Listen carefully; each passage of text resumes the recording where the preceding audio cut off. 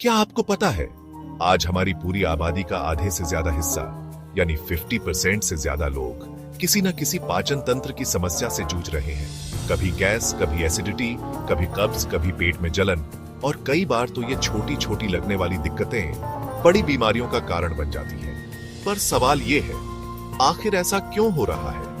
क्या हमारा पाचन तंत्र इतना कमजोर है या हम ही उसे खुद कमजोर बना रहे हैं? डाइजेस्टिव सिस्टम सिर्फ एक सिंपल ट्यूब से कहीं ज्यादा है।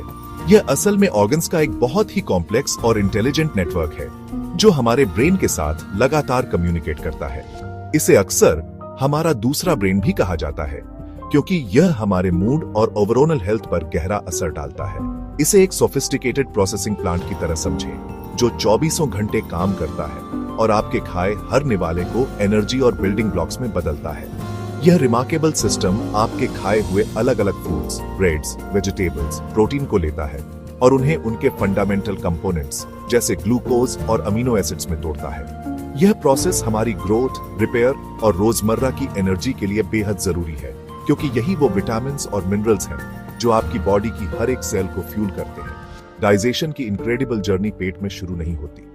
यह असल में उसी पल शुरू होती है जब आप खाना खाते हैं। आपका मुंह आपके डाइजेस्टिव ट्रैक्ट का ऑफिशियल गेटवे है। यहाँ आपके दांत खाने को छोटे छोटे टुकड़ों में तोड़कर मैकेनिकल डाइजेशन शुरू करते हैं। जितना बेहतर आप चबाते हैं, उतना ही आसान आप अपने बाकी सिस्टम के लिए काम बनाते हैं। इसके साथ ही सलाइवा में मौजूद एंजाइम्स, खासकर एमाइलेज स्टार्च को मुंह में ही केमिकल तरीके से तोड़ना शुरू कर देते हैं। यह केमिकल डाइजेशन की पहली महत्वपूर्ण स्टेज है। पेट खुद एक जे शेप्ड मस्कुलर ऑर्गन है जो एक टेम्परेरी स्टोरेज टैंक, मिक्सर और केमिकल ब्रेकडाउन चैम्बर का काम करता है। इसकी दीवारें मजबूत मांसपेशियों से बनी होती हैं जो सिकुड़ती और फैलती हैं। खाने को गैस्ट्रिक जूस के साथ मथकर एक गाढ़ा लिक्विड बनाती है जिसे काइम चाइम कहते हैं। इस जूस में मौजूद हाइड्रोक्लोरिक एसिड एक अत्यधिक एसिडिक एनवायरनमेंट बनाता है जो हानिकारक बैक्टीरिया को मार देता है। साथ ही यह प्रोटीन को पचाने वाले एंजाइम पेप्सिन को एक्टिवेट करता है जो बड़े प्रोटीन मॉलिक्यूल्स को छोटे पेप्टाइड्स में तोड़ना शुरू कर देता है। अब यह काइम छोटी आंत में जाता है जो एक लंबी कॉइल्ड ट्यूब है, लगभग 20 फीट लंबी। इसकी अंदरूनी सतह लाखों छोटे उंगली जैसे प्रोजेक्शन से ढकी होती है। बिली, यह इंट्रिकेट स्ट्रक्चर लगभग एक टेनिस कोर्ट जितना बड़ा सरफेस बनाता है। यह विशाल सरफेस एरिया सुनिश्चित करता है कि हम अपने भोजन से ज्यादा न्यूट्रिएंट्स को अब्सॉर्ब कर सकें। जैसे ही पचा हुआ खाना इन विली से होकर गुजरता है, sugar, amino acids, fatty acids, vitamins और मिनरल्स ब्लड स्ट्रीम में अब्सॉर्ब हो जाते हैं। यहां से ये न्यूट्रिएंट्स सबसे पहले लिवर की ओर जाते हैं जो एक मास्टर प्रोसेसिंग सेंटर की तरह काम करता है और फिर इन्हें पूरी बॉडी में डिस्ट्रीब्यूट कर दिया जाता है। डाइजेस्टिव सिस्टम की रिमार्केबल एफिशिएंसी के बावजूद कभी कभी इसमें प्रॉब्लम आ सकती है जिससे हमें असुविधा होती है। सबसे आम शिकायतों में से एक गैस और ब्लोटिंग है जो पेट में भारीपन और खिंचाव का एहसास कराती है। यह अक्सर तब होता है जब डाइजेशन इनकम्प्लीट होता है जिससे आंत में बैक्टीरिया बिना पचे भोजन को फर्मेंट कर देते हैं और गैस बनाते हैं। बीन्स, दाल और कार्बोनेटेड ड्रिंक्स जैसे कुछ खाद्य पदार्थ भी इसके कारण बन सकते हैं। एसिडिटी या एसिड रिफ्लक्स एक और आम समस्या है जो सीने में जलन का एहसास कराती है। यह तब होता है जब लोअर इसोफेजियल स्फिंक्टर या एलईएस, जो पेट और इसोफेगस के बीच एक वॉल्व की तरह काम करता है, कमजोर या अनुचित रूप से रिलैक्स हो जाता है। इससे पेट का एसिड इसोफेगस में वापस आता है जिससे हार्टबर्न होता है। मसालेदार भोजन, ज्यादा खाना और खाने के तुरंत बाद लेटना इसे अक्सर ट्रिगर करते हैं। कब्ज यानी अनियमित या कठिन मल त्याग एक और परेशानी है।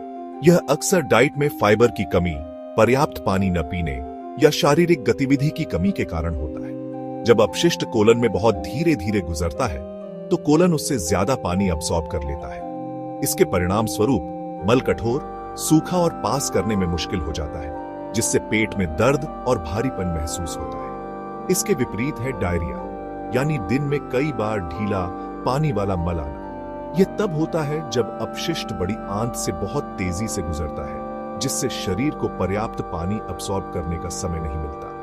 अक्सर यह शरीर का बैक्टीरिया या वायरस जैसे हानिकारक पदार्थों को बाहर निकालने का एक रक्षात्मक तरीका है। हालांकि इससे तेजी से डिहाइड्रेशन हो सकता है इसलिए खोए हुए तरल पदार्थों और इलेक्ट्रोलाइट्स की भरपाई करना महत्वपूर्ण है।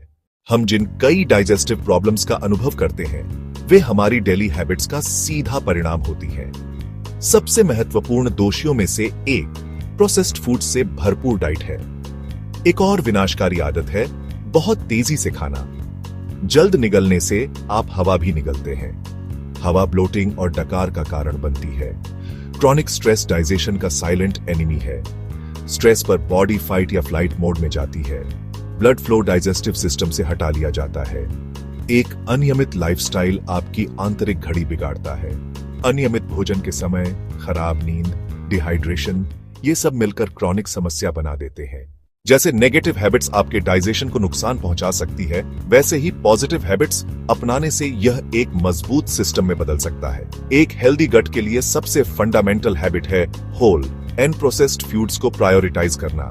ये फूड्स फाइबर से भरे होते हैं। फाइबर दो तरह के होते हैं, सॉल्युबल और इनसॉल्युबल। हाइड्रेशन फाइबर का पार्टनर इन क्राइम है। पानी मल को नरम करने में मदद करता है। अपनी डाइट में प्रोबायोटिक और प्रीबायोटिक फूड्स को शामिल करना बहुत मददगार है। दही, केफिर, किमची, ये अच्छे बैक्टीरिया हानिकारक बैक्टीरिया को कंट्रोल में रखने में मदद करते हैं। Regular physical activity digestive wellness के लिए नॉन नेगोशिएबल है। एक्सरसाइज इंटेस्टाइनल मसल्स के कॉन्ट्रैक्शन को स्टिमुलेट करती है। अब जब हमने डाइजेस्टिव सिस्टम की कॉम्प्लेक्सिटीज को समझ लिया है, तो आइए इसे प्रैक्टिकल स्टेप्स में बदलें। सबसे पहले माइंडफुल ईटिंग की प्रैक्टिस करें। टीवी बंद कर दें, अपना फोन हटा दें। ये डिस्ट्रैक्शंस आपके शरीर को तनाव में रखते हैं और ब्रेन को पेट तक सही सिग्नल भेजने से रोकते हैं। हर बाइट को कम से कम 20 से 30 बार चबाएं, जब तक कि वह लगभग लिक्विड न हो जाए। आपकी लार में मौजूद एंजाइम्स जैसे एमाइलेज डाइजेशन को मुंह में ही शुरू कर देते हैं। यह सिंपल एक्ट पेट पर काम का बोझ कम करता है और न्यूट्रिएंट्स के अब्जॉर्प्शन में मदद करता है। दूसरा, अपनी डेली डाइट के लिए एक डू और डोंट लिस्ट बनाएं। डू, फाइबर से भरपूर वेजिटेबल्स और होल ग्रेन्स जो गट बैक्टीरिया को पोषण देते हैं। हाइड्रेशन के लिए कम से कम 8 गिलास पानी और अच्छे बैक्टीरिया के लिए रोजाना एक फर्मेंटेड फूड जैसे दही या kefir. Don't, deep fried foods, processed snacks और शुगर ड्रिंक्स। देर रात में बड़े भारी मील खाने से भी बचें, क्योंकि रात में शरीर का मेटाबॉलिज्म धीमा हो जाता है, जिससे डाइजेशन में बाधा आती है। हर हफ्ते एक डू और एक डोंट पर फोकस करें। तीसरा, अपने शरीर की सुनो। यदि किसी खास भोजन के बाद आप फूला हुआ, गैस या सुस्त महसूस करें, तो ध्यान दें। 1 या 2 सप्ताह के लिए एक साधारण फूड डायरी रखें। इसमें लिखें कि आपने क्या खाया और कैसा महसूस किया। ये जानने की बात है कि आपका अनूठा शरीर किस पर फलता है और किससे जूझता है। यह व्यक्तिगत ज्ञान आपको सशक्त बनाता है, ताकि आप अपने स्वास्थ्य के लिए बेहतर और सूचित निर्णय ले सकें। यह एक खोज की यात्रा है। अंत में मैं आपको इस जानकारी को अपनाने के लिए प्रोत्साहित करता हूं। आपकी हेल्थ आपकी सबसे वैल्यूएबल एसेट है। डिस्कंफर्ट के साथ जीना स्वीकार न करें। इन पॉजिटिव चेंजेस से आप सिर्फ सिम्पटम्स नहीं हटाते, आप स्थायी वेलनेस बनाते हैं। अपने दोस्तों और परिवार के साथ शेयर करें। अगर यह वीडियो आपके लिए हेल्पफुल रहा है तो प्लीज लाइक करें और सब्सक्राइब करें। ऐसी और भी हेल्थ टिप्स के लिए बेल आइकन दबाना न भूलें। आज ही अपनी डाइजेस्टिव हेल्थ की जिम्मेदारी लें। वेलनेस की जर्नी एक सिंगल माइंडफुल बाइट से शुरू होती है। धन्यवाद।